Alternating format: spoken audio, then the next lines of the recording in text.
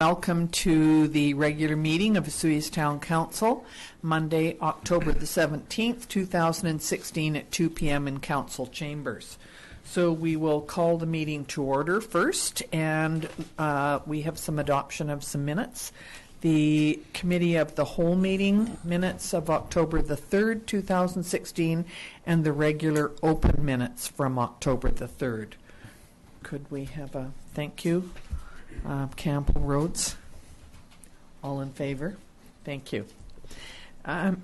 Next is business arising from prior minutes, and this morning we had we're bringing an extracted from the in-camera council meeting. So the section 91K municipal service airstrip lands repurposing number 8. The motion is to moved by Councillor Campbell, seconded by Councillor Rhodes, to abandon the study for the repurposing of the airstrip to industrial lands and continue to seek opportunities for grants to upgrade the airstrip. And that was carried. So we need a motion to accept that into the meeting. Thank you. Rhodes, Campbell, all in favor. Thank you. Introduction of late items. There's nothing there. And no delegations. So the next is the water matters. And sorry, have I missed something? You need to adopt the agenda. Adopt the agenda. Of course we do. King and Youngberg, all in favor as printed. Thank you. Okay, so Water District matters, and this would be Mr. Rumenko. Is that you? No, it's me. Is that? It says you at the top. Okay. To report on expenditures from accounts payable for water councillors and council approval. And Water District cash requirements to October the 17th, 2016 are in the amount of $52,047.10 for council approval. So, good. Thank you. Councillor Moreira, seconded. Councillor Rhodes, all in favor. Thank you very much. And the next item is Mr. Dinwiddie, a request to provide water service to Roberts Point, Osoyoos, an update. Thank you. Thank you, Mayor McKortoff. The Roberts Point subdivision is located beyond the current boundaries of the town of Osoyoos and just outside the borders of Irrigation District Number 8. On November 2nd of 2015, the Operational Services Department of the town of Osoyoos received a letter from Mr. Mike Gregg inquiring about the possibility of having the town of Osoyoos install a water service for the residents of the subdivision known as Roberts Point. The Operational Services Department requested True Consulting Limited provide Mr. Gregg with a cost estimate of what such a project would cost, which they did in a letter dated December 15th, 2015. At that time, the estimated cost of this water service installation was $274,000, which would be the responsibility of the residents of Roberts Point to pay, as outlined in the town's extraterritorial service provision policy. On September 6th of 2016, Operational Services and Mr. Gregg received an updated cost estimate for providing the Roberts Point subdivision with domestic water service from True Consulting Limited. This updated cost estimate included the following charges. Total construction costs, $412,000, plus each property owner would have to purchase a water meter and hire a plumber to install this water meter inside their residence in accordance with the town standards, and $1,500 system number 8 capital charge per lot. In a telephone conversation with Mr. Gregg on Thursday, October 6th of this year, he stated that 9 out of the 17 property owners of the Roberts Point subdivision were willing to pay all of the above-noted fees to the town of Osoyoos prior to construction. These same property owners are also willing to join the town of Osoyoos water provision service area and therefore pay any future fees for water to the town of Osoyoos.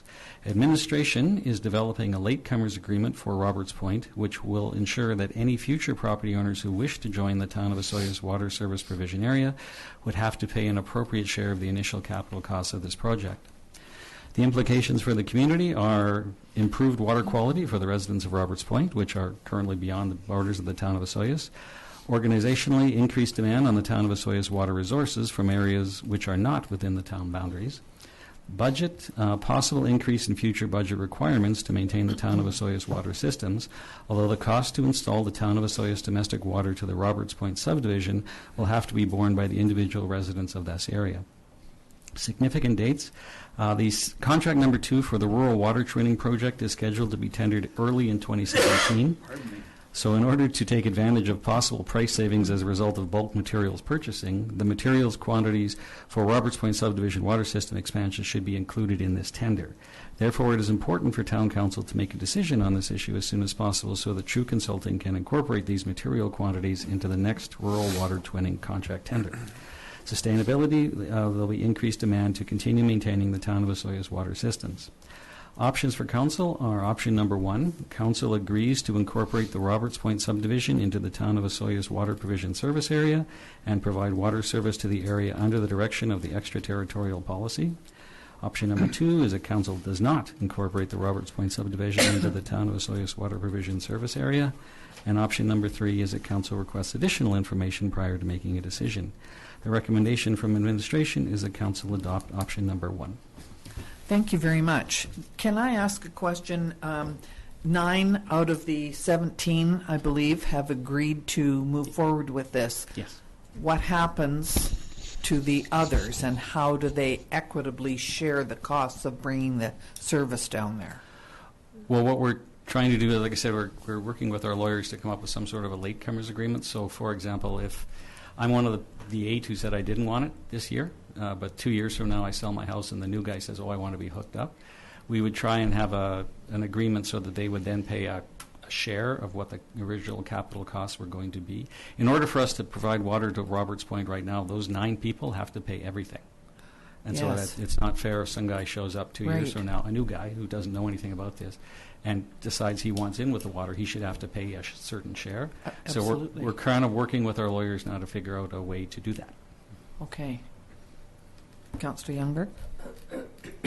Thanks, Mayor McKortoff. I'd like to make a motion, please. Option number 1, Council agrees to incorporate the Roberts Point subdivision into the town of Osoyoos water provision service area and provide water service to the area under the direction of the extraterritorial policy. Are you I'll second seconding that motion? Thank you. So is there anyone else who would like to speak on this issue? Councillor Rhodes. Do you anticipate any difficulty with the ones that are not going into it from a legal point of view? Do you anticipate any?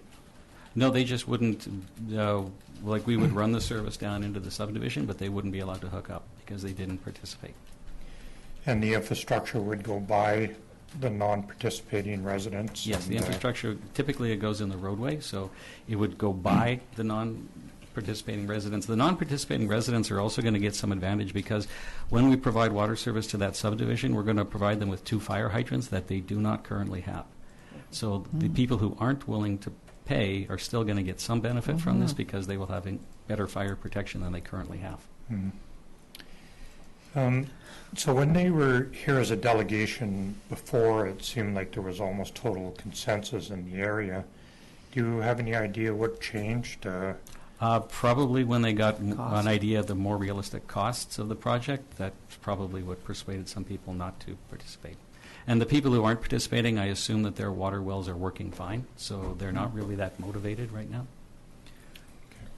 So do the 9 people that have agreed to this realize that they are going to be covering the costs for it at this point, and they're still willing to move forward? That's what they told me Okay. when I talked to Mr. Gregg last time. Interesting. Yes. Just a question. Do we not have a latecomers agreement on the north-west sewer extension as far as sewer is concerned? No? So it went by those properties and some people did not connect, correct? They were not allowed to connect. It was only a specified area. Yes, I know, but the ones that haven't connected, I know one home in particular. The ones that haven't connected Right. still had to pay their portion of the capital costs. At the time So- of the installation? Exactly. Okay. But there are people now that have wanted to get hooked up, and the cost is quite a bit more. Am I correct? In the Northwest Sewer. I understand that's been an issue recently. That is correct. And council had established through administration a extraterritorial service policy, which had the cost per property in there to cover ourselves off. So if they did request to come into the Northwest Sewer System, council had the ability to follow Say the what it would policy cost. with staff. Thank you. Councillor Rhodes? Thank you, Mayor McKortoff. I'm still a little confused about how this works. The mathematics of the thing are not fitting for me. If one of those non-participating residents wants to hook up, am I seeing that it's only going to cost them $1,500? Is that? No, we would, hopefully with the latecomers agreement, we would have them pay their share of the capital costs, the initial capital costs. So their share of, if there's 9 people, say, and they all paid, I don't know, $30,000 each, just for round numbers, to run the pipe down to that area, we would expect the 10th person to also pay $30,000. And who would they pay that to? I assume they would pay it to us. They would pay it to the town, and then we would have to redistribute it to the property owners at front end. I'm sorry, that's what I was missing. Yeah. They would pay it to us, and then, like I said, we would redistribute it to amongst the original 9.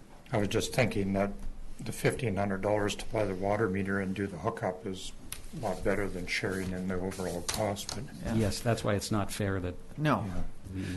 the So 10th it's person going to gets be it. a lawyer will make a look at this and decide how it works best. Is that the idea? Yeah, our lawyers are currently looking at it. Perfect. Okay. okay, thank you. So we have a motion on the floor to for option number 1, which is to agree to allow this subdivision to go ahead. All in favor? Thank you. That's carried. Next is the Okanagan Basin Water Board report, and I was, it is there in your package. I was at that meeting on October the 20th. Just a couple things that I'll mention about this is, one is that the Vaso Lake has a fair amount of milfoil now. They're not quite sure why, but the Vaso Lake residents have inquired if the Okanagan Basin Water Board could add that lake to their list of milfoil treated with the harvester. There's a couple of issues there at Vaso Lake. One is that there are no motors allowed on that lake, so there has to be a special permission in order to do that. And the second thing is it's a bird sanctuary, and so I think they have to get provincial or federal or permission to go on there. And the third thing is, which seems to be common everywhere, that they need to have a place where the harvester can go into the water and also take the milfoil out of the water and dispose of it. So the Okanagan Basin Water Board is actually looking at how they can make this work, just so that you understand why that's there. The other thing is that Kelly Garcia, who is the, she's looks after publicity, I think, or and I've forgotten exactly her title. But as you recall, last year the province declared a drought in the province, a level 4 drought. All of a sudden, people in the interior in the Okanagan Basin Water Board were asked to comment on how that drought was working and how it would work for individual communities, what we could do about it. It was, and Anna Warwick-Sears took on that job of writing sort of a blog and bringing people up to date on that. So what they've decided to do is have a kind of a drought, Okanagan drought response strategy. And what they would look at is not calling the drought, but when a drought was actually determined, that there was, it would triggered when a provincial or a local declaration has been called, and it will provide information and guidance and feedback quickly, not sort of after the fact like happened last year. So it's putting a process in place to make sure that everybody understands what's happening and what they can do. And so it's a very good policy. So that was that. Are there any other questions about Okanagan Basin Water Board? I attend meetings once a month, so. Do we need to have okay. Could we have thank you, accepted as, for information? And all in favor? Okay, sorry. Next is the. Oh, sorry, did I miss that part? Good, thank you. Permissive tax exemption bylaw, Mr. Zackel. Thank you, Mayor McKortoff. So before council, permissive tax exemption bylaw 1324-2016 for council to renew their permissive tax exemption bylaw under section 224 of the community charter. This bylaw received first year readings at the September 19th meeting. Third reading was rescinded at the October 3rd meeting, and we added the Osoyoos Lodge number 436 of the Elks of Canada, and the bylaw was reread for a third time. Each year, council updates their permissive tax exemption bylaw, which is to be adopted no later than October 31st of each year. This tax exemption bylaw would take effect for the 2017 tax year. The permissive tax exemption bylaw has had two changes. One, to remove the Osoyoos Lake Lions Club, as the club is no longer in operation, and the second, to add the Osoyoos Elks Lodge. The properties being exempted from taxation were re-advertised in the October 5th and 12th issues of the Osoyoos Times, posted on our website and sent out by e-news. Implications for community. Continuation of providing permissive tax exemptions by updating and renewing the permissive tax exemption bylaw. Organizationally, no changes. Budget, a slight change to taxation revenues.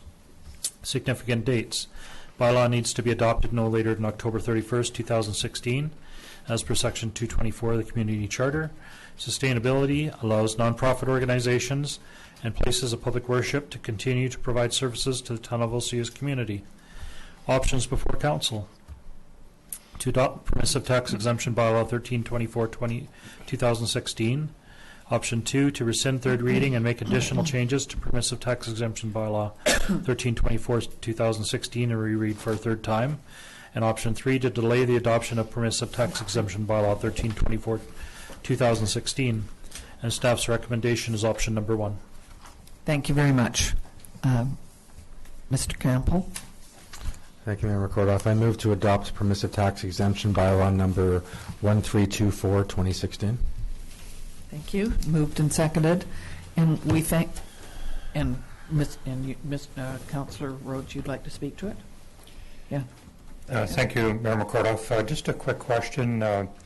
Any feedback, pushback, any comments from residents that you're aware of? I know we put the 2 big advertisements in there. I'm just wondering if there was any comments of any kind. Actually, there was a total of 4 weeks of advertising, because the first 2 weeks was based on the first option when we added the Osoyoos Elks Lodge. Advertised for another 2 weeks. There's been absolutely no negative response whatsoever. I'm glad to hear that, and thank you very much for going through this again once we realized that we had another applicant for that. Thank you very much. So the motion is on to adopt the permissive tax bylaw. All in favor? Thank you very much. Next is the Mr. Cunningham, the report, the application for comprehensive development, 4217 Lakeshore Drive. Thank you. Chris Maradian has applied as agent for Richard Coughlin of West Vancouver to obtain OCP and zoning bylaw amendments for 4217 Lakeshore Drive to enable its comprehensive residential development along with a small amount of commercial space. Earlier this year, on April 18th, Mr. Maradian presented an overview of his proposed development to Council, and on October 3rd, staff presented an earlier version of this report for Council review before proceeding further.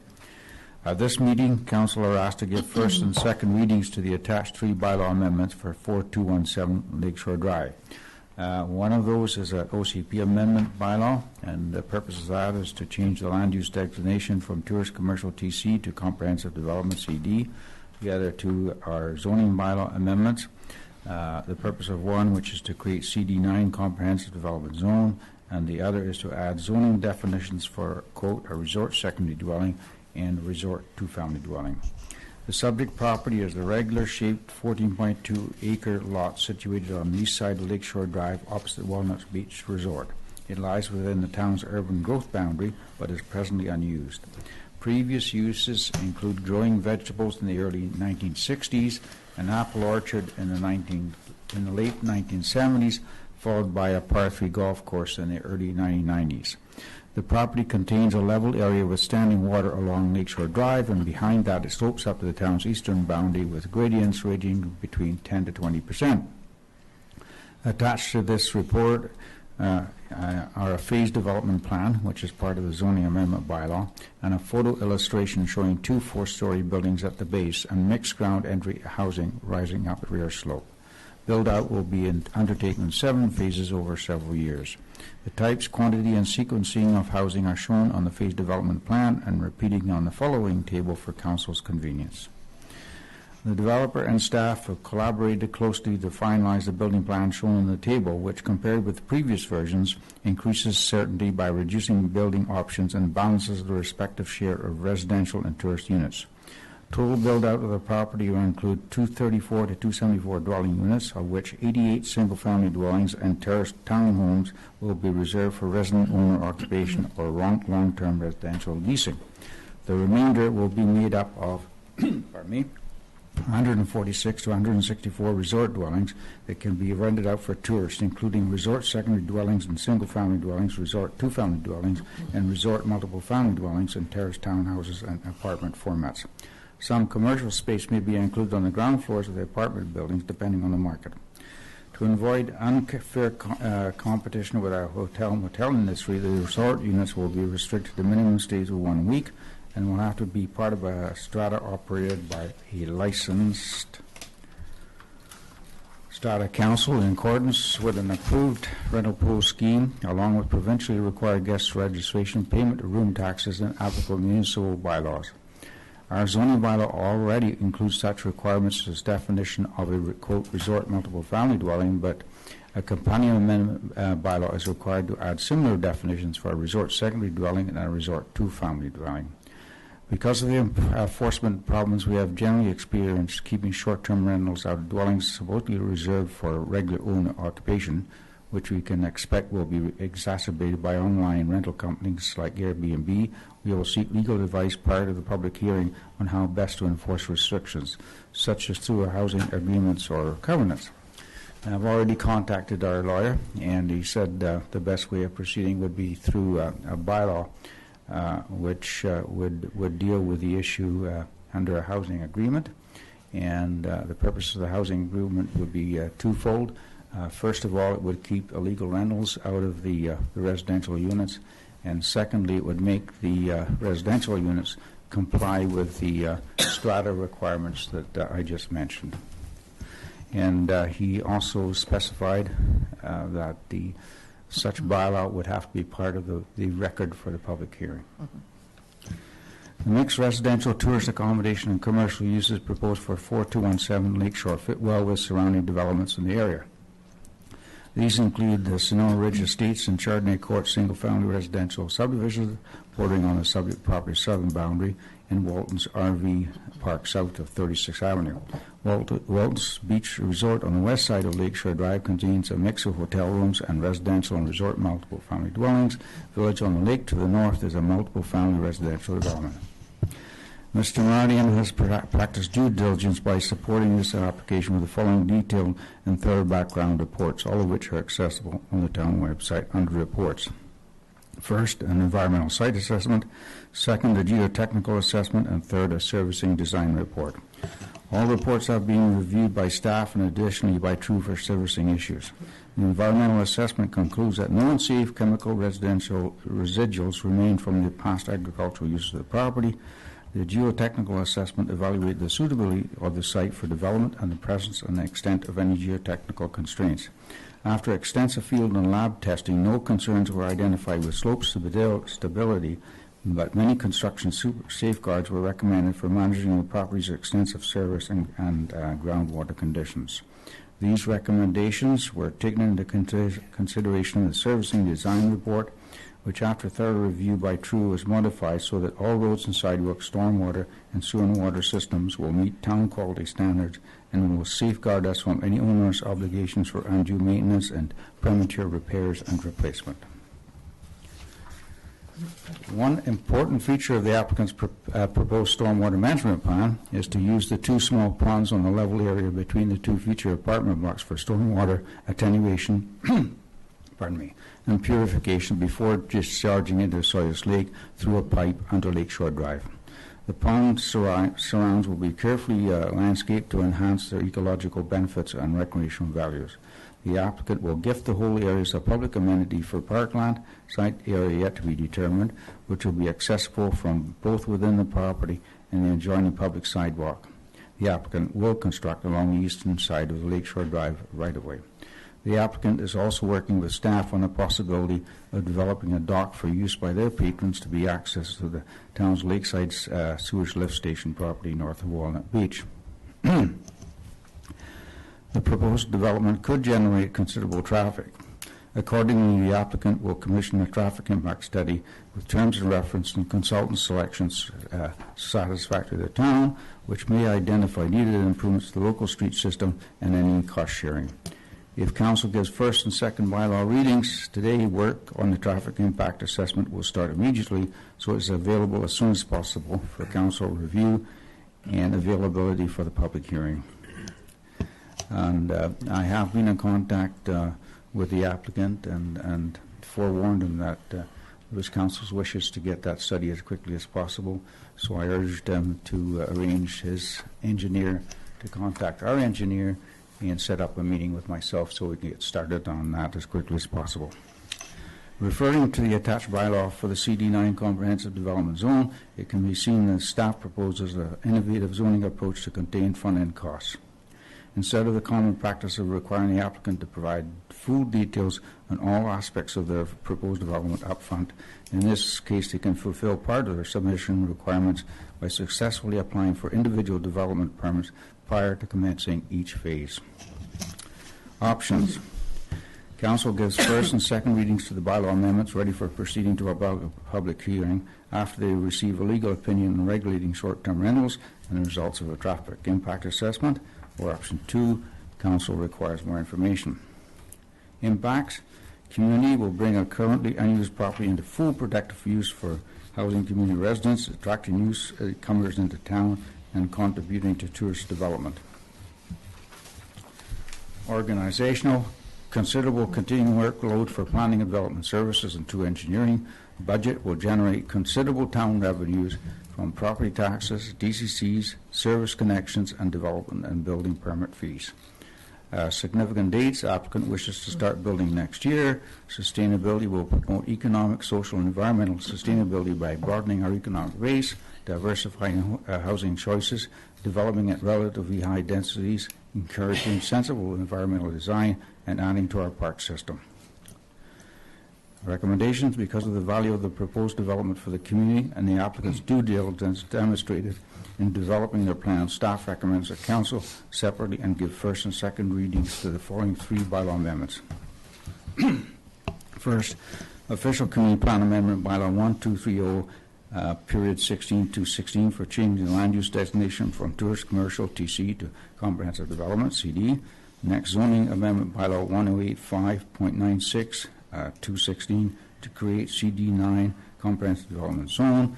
And lastly, zoning amendment bylaw 1085-101 216 to add zoning definitions for resort family dwelling and resort to family dwelling. Thank you, Council. Thank you very much.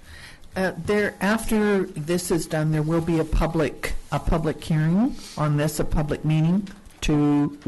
Is that after the traffic study would be completed? Yes, that's correct, and we get the bylaw that I mentioned that our lawyer is drawing up to. Okay, so those documents would have to be in our possession before I went back to Council. Share those documents with you at that time, and also ask for you to set a public hearing date.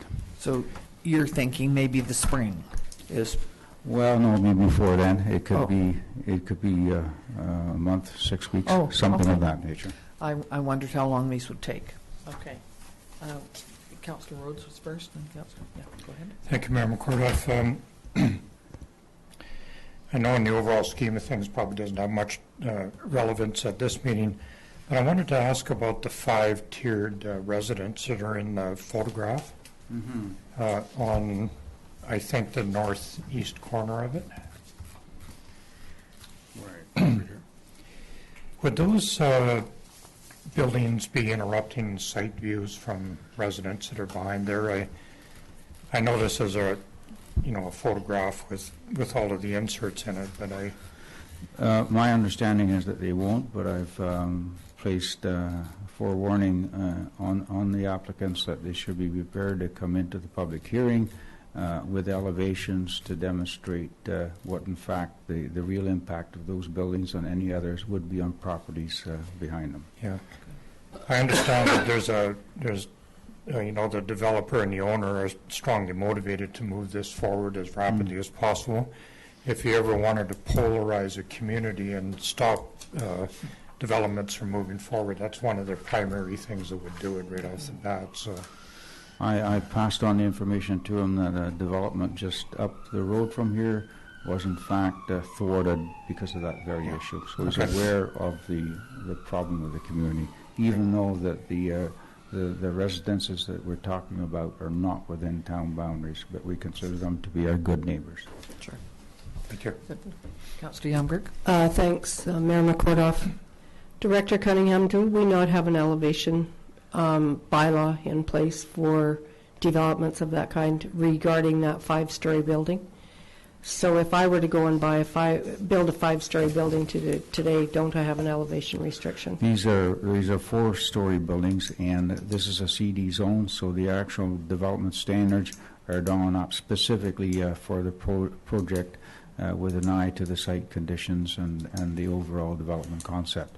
So obviously, that being said, we wouldn't do anything which was totally out of keeping with the community, like an 8-story building or whatever in that particular location. But all of those standards will subsequently have to be approved through development permits at each phase.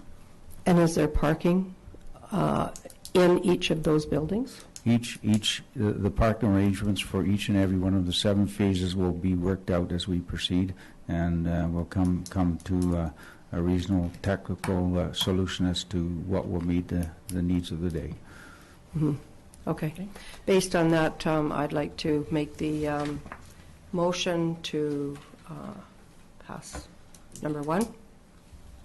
Would that be the official community Just a plan? second. I just have to get the wording here. My little computer's not working.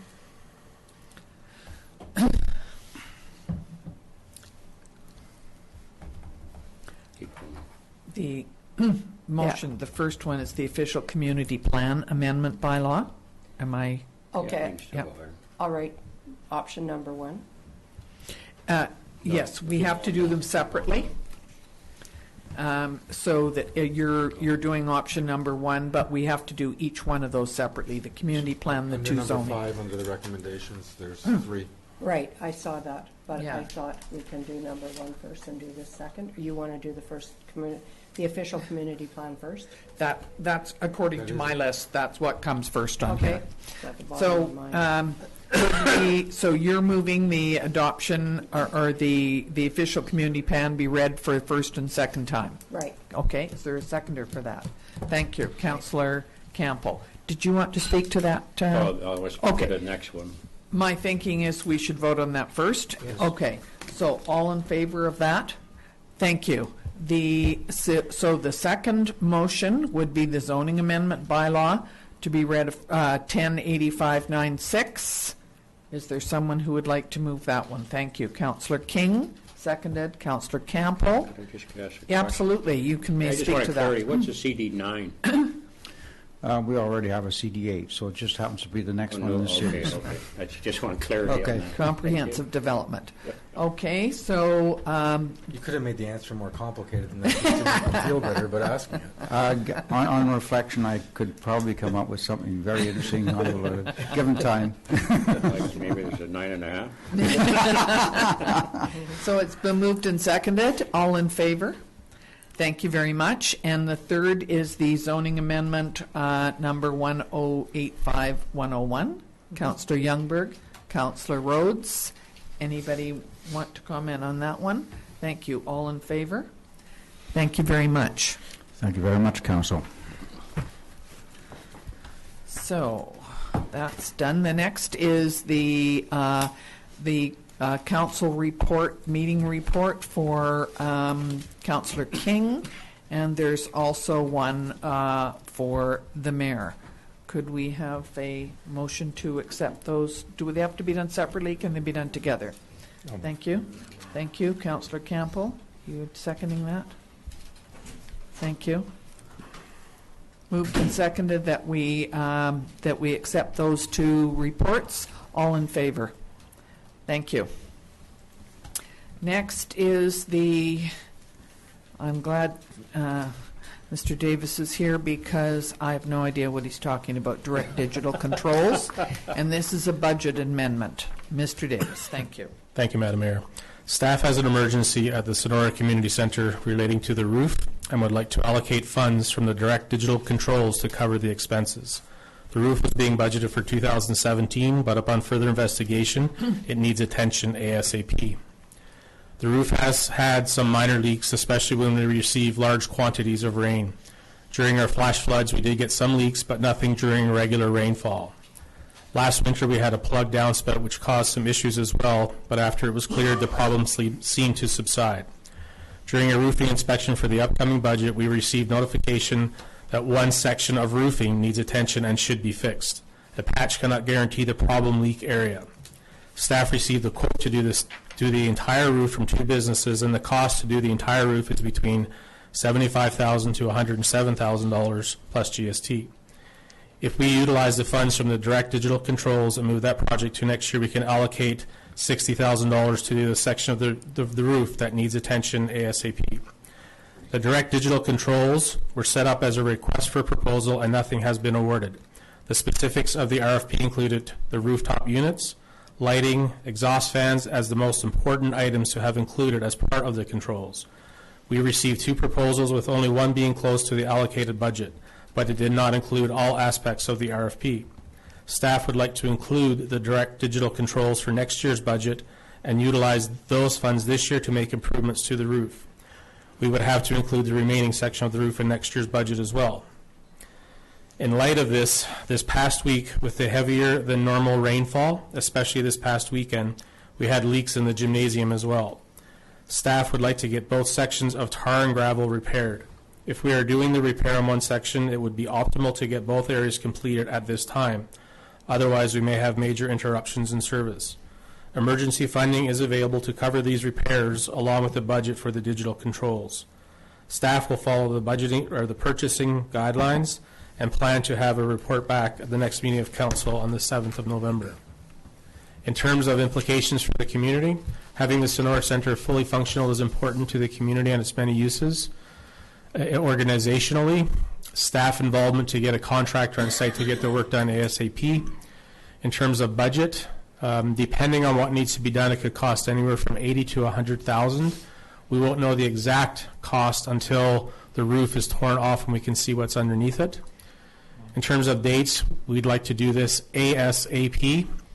And in terms of sustainability, maintaining the building envelope is important to the building's sustainability in the community. In terms of options, for council to make a budget amendment to allocate the $60,000 budget for the direct digital controls to now make repairs to the Sonora Community Center and also utilize other emergency funds to offset costs of repair. Option number 2, for council to allocate another amount to complete the necessary roof repairs at this time. Or option number 3, for council not to make any amendments at this time. And staff is recommending option number 1. We received an estimate of the smaller section of the roof that needs attention, and it was at $30,250 plus GST. The estimate is not current, but within the year. Staff would also like to complete the other section of the roof over the gymnasium. If we move forward, staff would like to get this completed ASAP by tendering the project as per the purchasing policies. Thank you very much. And it's probably, it's unfortunate that the rain was so heavy as to cause this other problem in the last week. But you're quite right. We need to get this this handled immediately before we have any more rains like this. Councillor Rhodes. Thank you, Mayor McKortoff. Once again, I'm struggling with the mathematics of this. So you would go and get a quotation to do the full roof, is that what I'm saying? The two sections, yes. The roof over the gymnasium and the other section, the smaller section. Just a what if it comes in at 200,000 or 250,000? The relevant quote that we got was 107,000. So we have a quote to do the entire roof, but we don't need to do the entire roof. We just need to do the rock and gravel, the sections that are leaking. So when they tear off the existing roof, if there's damage under there, that would add significantly to that cost. It correct? could, yes. Yeah. I'm wondering, would it? When we look at the roof from underneath where it was actually leaking, there doesn't seem to be any, major damage because it hasn't been leaking that much, but it has leaked quite substantially in this past week. I guess what I'm struggling with is the uncertainty of what the overall cost is going to be, and I don't have any problem with fixing it, but it's always nice to have a very definitive amount to deal with, and I'm wondering if it might be prudent of us to determine that first. I would like to move forward ASAP because if we don't, I think we're going to have other problems where we could be shut down. And I don't know if we have any other discussions in terms of the budget or whatever, but. Yeah, it's kind of a darned if you do and darned if you don't thing, isn't it? If you said for the entire roof it's 107,000, if there isn't any major additions to doing that, would it not make more sense rather than doing one section and another? If it was you're going to spend that much money to do the whole roof, or is that not? The two sections that are tar and gravel are the main sections that need done. There was two other smaller areas that are really, really small. The majority of the roof, which is a flatter roof that are not tar and gravel that was done during our renovations, is in really good shape. Okay. So it is just the two tar and gravel. Yeah. Mr. Mako? So, like I said, Gerald has got an estimate of approximately 107,000 to do the entire roof. What he's coming to council for is a budget amendment to take 60,000 that you had allotted to the controls project, and then we've got to take a look at a further budget amendment to maybe pull ourselves up into that close to $100,000 area. Based on a decision this morning, one of the areas that there would be some funding freed up is the $35,000 from the airport repurposing. It's one area we could seek some funding from. The second was, I think there's some contingency funding that potentially could be used as well. Sure. If in fact the tenders came in at that amount. Gerald will be going to tender. He'll be bringing back the numbers for council on the 7th. Having these budget realignments will enable us to ensure that we have funding in place. Okay. Mr. Zackel would like to speak. Mr. Campbell, Councillor Campbell, did you want to say just something a question. first? Is there, to go ahead with the work, if this is approved, is there any interruption at all in services? No. None? No. Okay. I'd be prepared to move option number 1. And is there a seconder for that? Thank you. Councillor Youngberg. Mr. Zackel, did you have anything that you'd like to comment to this? A couple of points. Yes. One of them is because we know the roof needs to be repaired now. For insurance purposes, if we don't do this right away, our insurance becomes null and void. Or potentially null and void, so we need to act on this, and this is a large facility for the town. With council, if their direction is to make that recommendation based on option 1, I would also request a separate resolution to transfer the budget from the airport repurposing to the Sonora roof. So it just gives us that ability to get the project done in a timely manner and efficient manner. So you would need two motions then? That's right. Councillor King. Yeah, thank you, Mayor McKortoff. I guess that's still with the numbers we got in this quote's a little bit old. Then it comes up to 95,000, so you're still 10, 12, 15,000 short. So is there a way to like top this off and let's get this done correctly? If needed, Zacho? we have 30,000 in contingency still. Okay. Not to mention a couple of our revenue counts have done very well this year. So if we have to make a financial plan amendment, we can do that. But right now, by doing our budget amendments, it sort of covers us off to get the project done. If it all of a sudden it's coming in and we're that short, that 12,000, we can deal with that when we're awarding the contract. Okay, I just want to make sure we can do that. Thank you. Mr. Davis, so what you need to do now, provided this passes, is to go to an RFP, and you would, in 2 weeks, bring back that. That is correct. That would follow the regular purchasing policy.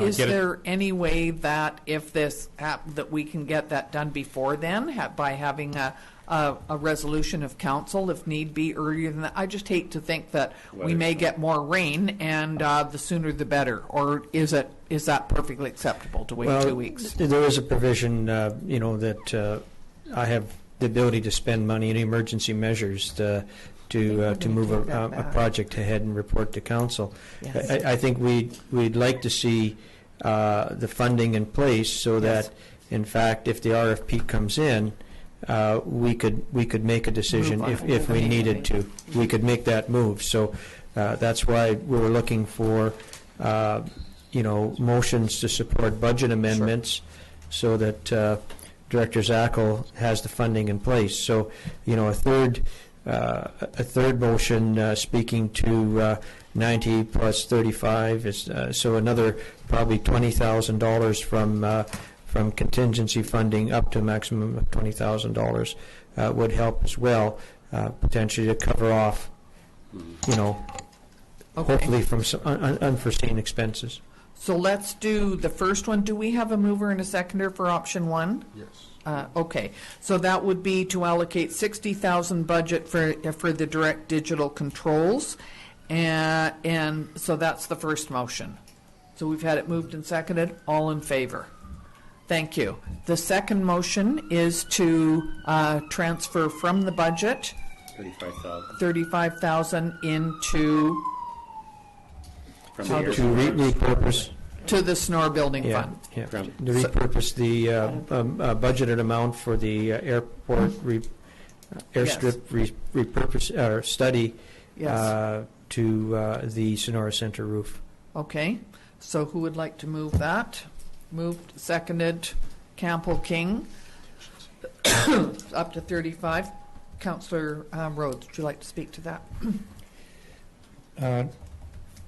What happens with the digital control thing? We would defer that for 1 year? Yeah. Is that covered? Do you need that in the motion to? I don't think so. No, we would just bring it back into our budgeting process. It's a carryover. Okay, so the full amount, we just automatically do that, and Yeah, Gerald will make a report to ask for the $60,000 again. yeah, right. Yeah. That's what I was getting at. Yeah. All right. Okay, so it's been moved and seconded that we use the $35,000 from the airport study. All in favor? Thank you. And you'd like a third motion? A third motion to allow the transfer, if needed, of contingency funding in the amount of $20,000 to the airport, to the Sonora Center roof. If necessary. Yes. Yeah. I'll move that. Councillor King, Councillor Youngberg. All in favor? Thank you very much. Thank you. Okay. Next is the capital project funding application to the CWWF, Clean Water and Wastewater Fund. Mr. Dinwiddie. Thank you, Mayor McKortoff. On Friday, September 30th, 2016, the Ministry of Community, Sport and Cultural Development announced the launch of the Canada-British Columbia Clean Water and Wastewater Fund. The CWWF will support the rehabilitation of local government drinking water, wastewater, and stormwater infrastructure, and the planning and design of future facilities and upgrades to the existing systems. The Operational Services Department is seeking Town Council's direction on which infrastructure rehabilitation projects to submit to the Canada-British Columbia Clean Water and Wastewater Fund for possible funding. It should be noted that in order to qualify for this grant funding, a project must be completed prior to March 31st of 2018 and be supported by a resolution of Council. This fund provides 83% of eligible costs, with the municipality's share being 17%. Please find below a list and brief description of 3 potential projects which the Operational Services Department and True Consulting believe will meet the eligibility requirements for funding under CWWF. Project number 1 is desludging and liner replacement on aerated lagoon cell number 3. Estimated cost $400,000 in 2016, $520,000 in 2017. Also, structural repairs to the wet well roof at the main sewage lift station. Estimated cost $100,000. Project number 2, installation of twin 300-millimeter water supply mains between Gyro Park and the Holiday Inn. Estimated cost $305,000 in 2016.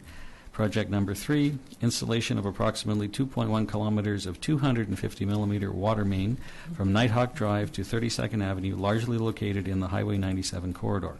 Estimated cost $983,000, 2017-2018. And if you want more detailed explanations, they're in the attached True Consulting report.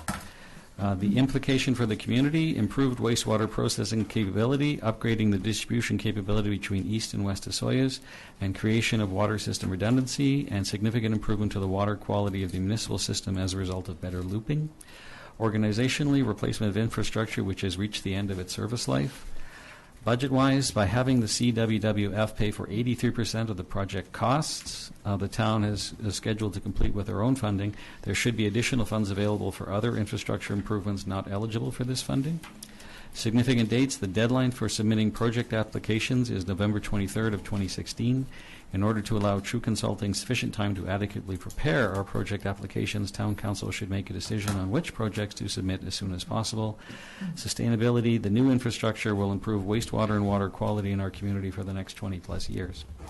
So the options available to Council are: Council instruct True Consulting to apply for CWWF grant for project number 1, which is the desludging and liner replacement of aeration cell number 3 and wet well repair, and project number 2, which is the installation of the twin 300-millimeter water supply mains between Gyro Park and Holiday Inn. The total estimated cost of these 2 projects is $1,325,000.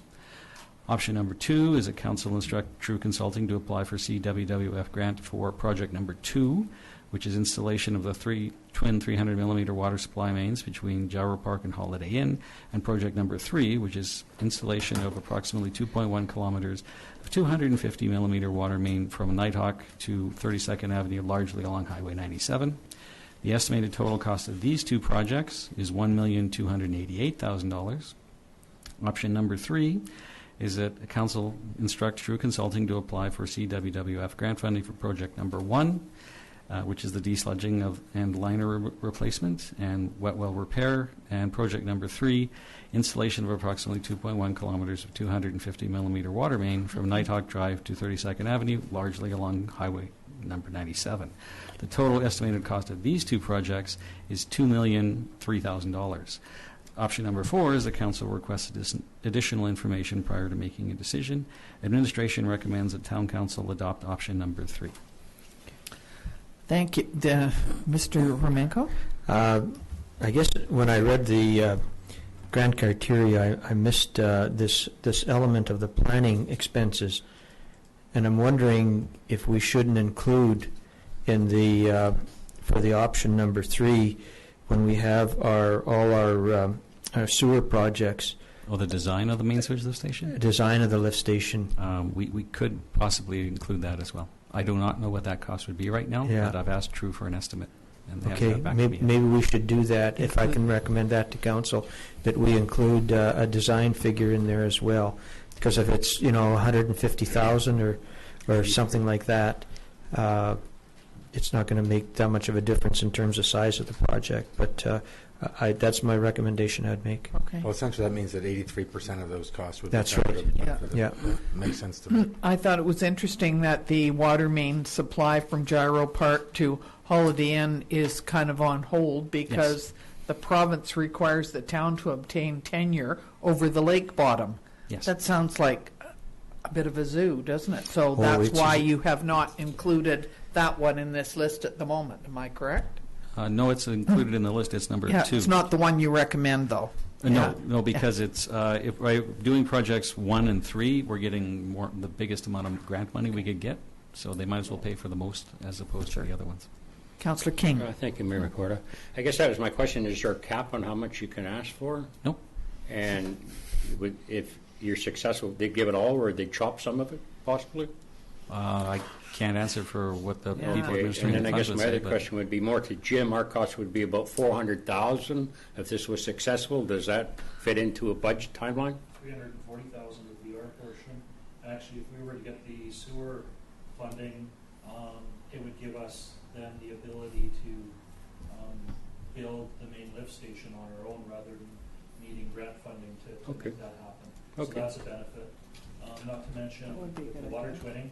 Again, it's another one that we can further that project. Well, I understand they're all positive, but I just want to know if we have the 350,000 in a budget. Absolutely. Okay, that's all I want. He'll find it. Okay.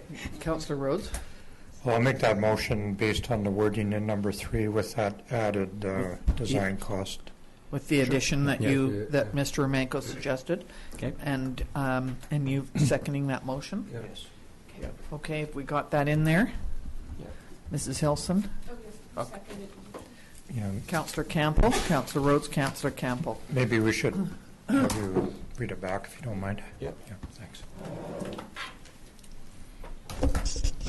That council direct True Consulting to apply for the Clean Water and Wastewater Fund CWWF grant for Project 1, the desludging and liner replacement in aerated cell number 3 and MSLS well roof repair, and include the design figure of the main sewer lift station, and Project 3, installation of approximately 2,100 meters of 250 millimeter water main from Nighthawk Drive to 32nd Avenue, largely located in the Highway number 97 corridor, for a total estimated cost of $2,003,000. That estimated cost could change, though. We're not going to. It'll go up if you Yeah. include the design of Yes. the main sewage lift station. Yeah. Yeah, we shouldn't put, we shouldn't Should- put the, No, put the cost Don't in put then the right amount now in, because yeah. we're Yeah. not sure. Yes. Councillor Rhodes? The desludging and liner replacement, we are going to do that anyway, right? Yes. Yeah. Do you remember when it was scheduled for? It's True Consulting is working on the tender as we speak, and they should be ready any day now, so it'll go out to tender very soon. Yeah, so this grant opportunity is very timely for us, I'm assuming, and Yeah, as long as, I think they said that they will honor all costs that you occur after April 30th of this year, so it would count as being eligible for grant funding. okay, and when would we know? Well, we apply by November 23rd, so hopefully shortly thereafter. Okay, great. Okay. So we have, are we okay? So we have the motion moved and seconded. All in favor? Thank you very much, and thank you for looking after that, because that's a fair amount of bits and pieces too. Let's hope we get that grant. Okay. Next is the no notice of motion. This would be the council reports. The general net payroll and Sun Bowl Arena financial accounts to report on expenditures from accounts payable for council approval and payroll information for council to receive. So general cash requirements up until October 17th, 2016 is $286,875.97, and Sunbowl cash requirements of $7,303.81, and both of those will be accepted by consensus.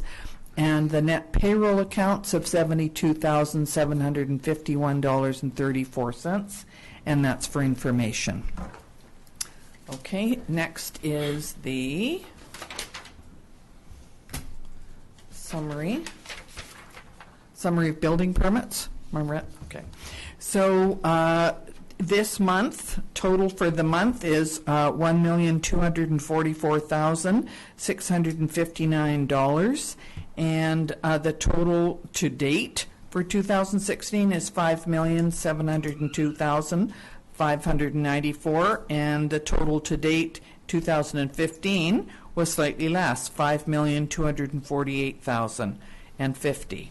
So a couple of single-family dwellings, some garage demolition, a canopy, an in-ground swimming pool, some alterations.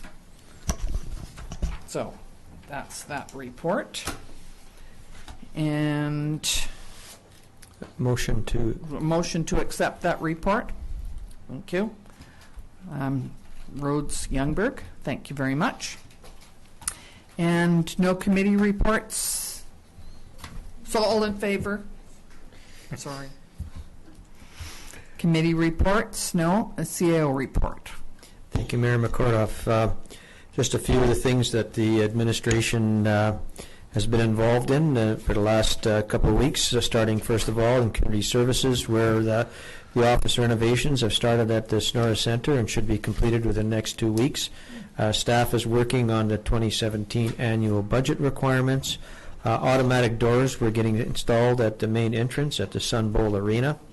The Harvest Dance is scheduled for October 22nd.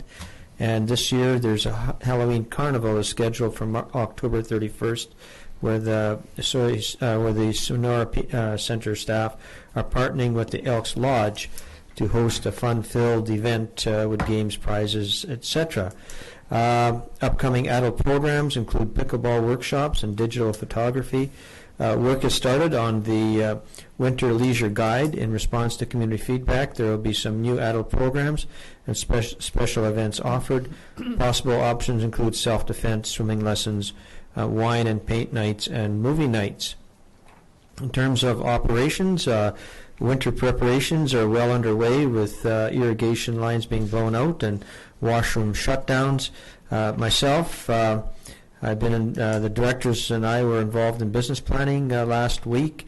Attended a fire hall meeting last week with the focus still being on completion at month end. There were a couple concerns of meeting that timeline. One was the installation of the siding on the building. The contractors being pushed pretty hard to do that, and also installation of the generator.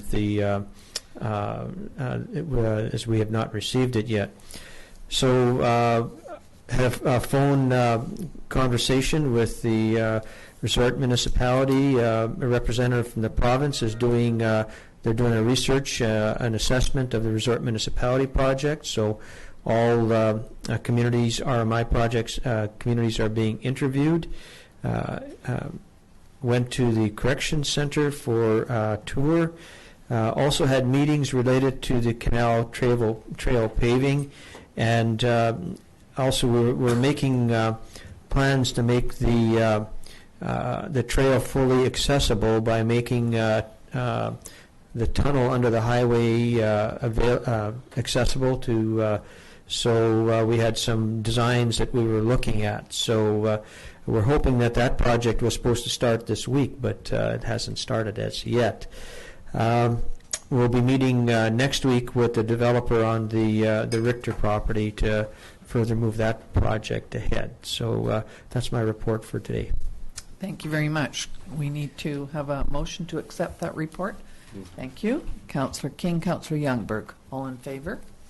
Thank you. And on to councillors' reports. Councillor Rhodes. Thank you, Mayor McKortoff. Just a couple of quick things. Was able to attend the prison tour last Friday, and boy, what a spectacular building. I know that it'll have a lot of unsavory characters in there, but as far as the building goes and the staff and all that kind of thing, it was just a real knowledge-filled tour and that kind of thing, and I was really impressed with it. One of the things that really impressed me the most was the economic benefit to our community, and a lot of us sit around and you think, well, it's just a prison and they're going to be, just kind of operating it on their own, and not paying attention to anything, but they got so many great community involvement projects going on there. And one of the things that I found really interesting was the magnitude of the greenhouse that they have inside of the facility there that is going to be operated by a lot of the prisoners that are in there and that kind of thing. But their intention is to grow all of their own vegetables for all of the meals and everything, and anything that's in excess of that, they plan on donating it to both the food banks in Oliver and Osoyoos. So, yeah, just a lot of great planning. It was a great experience. Yesterday I was able to attend the gift cupboard opening event out in front of the town hall. And, it's just, it's amazing what those three individuals did. It's so neat how we can get so many small projects like this and get people energized and put these things together. And it just really, really adds to the overall good feeling of our community. I know it's been reported in the newspaper and everything, but for anybody that didn't pay attention to it, while it was being opened yesterday, there was two people that happened to be just going by and picked up some stuff that they needed out of it, some shampoo and some other personal things. Just such a neat thing. So congratulations to Jen Shields, Brenda DeRose, and Gay Horn once again for putting that together, and what a great value-added thing for our community. Thank you. And they also got a $500 grant from the Community Foundation. They applied for it and got it. They felt it was, Community Foundation felt that was a very acceptable project, so that helps. And also it was built by Helen Payne's son, Regan Payne, which was very nice. So that's great. Thank you. Councillor Campbell. Thank you, Mayor McKortoff. Councillor Rhodes stole most of my thunder there, but I attended the Giving Cupboard opening as well.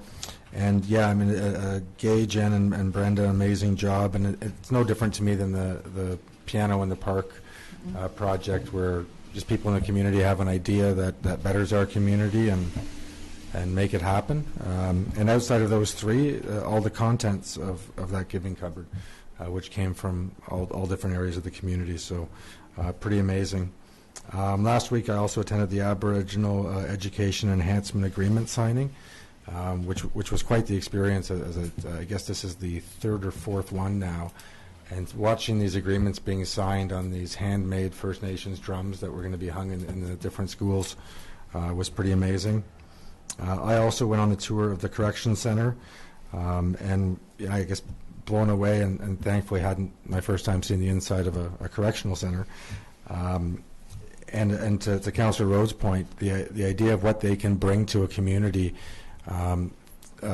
through working with the inmates there, and also being mindful that they're not taking anything away from the communities as far as businesses and people that are doing business in these municipalities. Against the mayor's best efforts, I was able to leave the center with the rest of the group, so that was good. And that's my report. Thank you.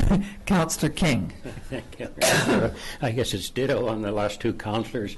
But with the Correctional Institute, if you haven't a chance to visit it, do they have visiting hours this weekend? I would encourage you to sign up if possible. I know it's pretty full at this time.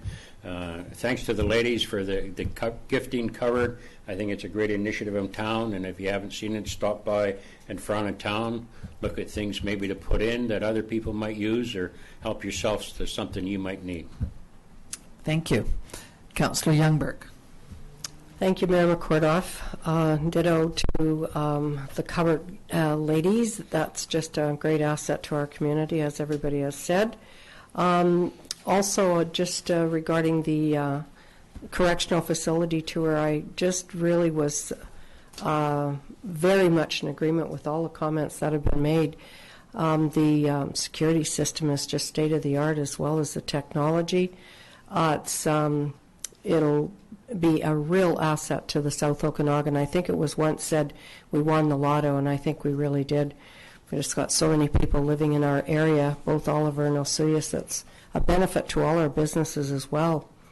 Harvest Dance, don't forget to support, even if you can't go, buy a ticket just really helps all of the organizations that are going to benefit from that dance. And the bowls, I think we have Desert Sun Counseling putting together our bowl weekend, where we get a little bowl and try out the soup, and all the local chefs and wineries contribute. That's on November the 4th, so our tickets are still available for that as well. I think that's about all from me. Don't miss the Coyotes game. They're on a roll. Thank you.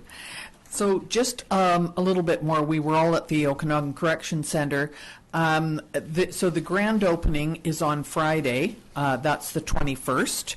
And Minister Morris and MLA Larson will be there to do the official opening. It was mentioned that anybody who wanted to go on a tour of the correction center before it opened would be needed to phone and get on the list. Well, they've had so many people contacting them that the lines were full, and they had to add some more things. From all accounts, they have decided to stop. That they've had upwards of 3,000 people apparently who have wanted to go in there. They're not adding any more days right now. They feel that that they have a job to do there. They need to get the work done that in order to get prepared for the opening. And so I think some people felt that they didn't get in, they didn't get on the list, and there might be added days. I think they have stopped doing that now, and we certainly appreciate what they have done. Because they have a great facility. They're really community minded, as everybody has said, and there will be inmates who could be out in the community, but they will be well supervised, and they will not be people that would be put anyone in any harm. So I think that the Okanagan Correction Center has been extremely well organized. It continues to be. The wardens are very cognizant of being involved in all community activities. So I think you'll hear a lot more from that. There has been an increase in the school population, which is good, in the South Okanagan, I think because of some of the people that are moving here to work at the Correction Center. Not everybody has been hired, so there will be more people. The gift cupboard, just a couple more things when people have been mentioning it. There are lists, because I asked, is there something that you need for the gift cupboard that you haven't got yet, that nobody has donated or you haven't bought? And they said that there are lists in places that have bins. I think some of the stores have them. They were also going to drop off a list at Town Hall, so we will have that.